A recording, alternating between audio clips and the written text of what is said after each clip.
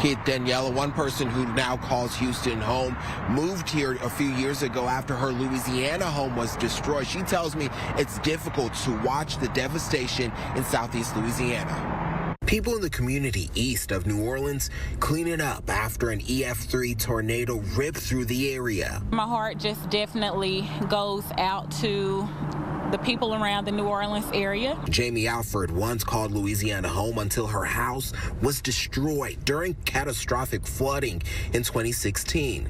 The mother of 3 lives in Houston. She says seeing the damage in Arabi is triggering. I know it's hard. I've gone through it. I've lived it.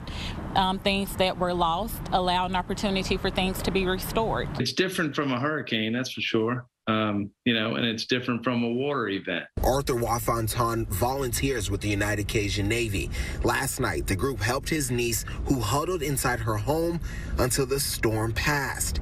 He says she then had to evacuate because of a gas leak, separating them from her dog. They brought their thermal cameras and whatnot and rescued the dog. Alfred says people in situations like Wafonton's niece should try, when possible, to take a break. You need time to process what happened mentally. You need time to process your emotions.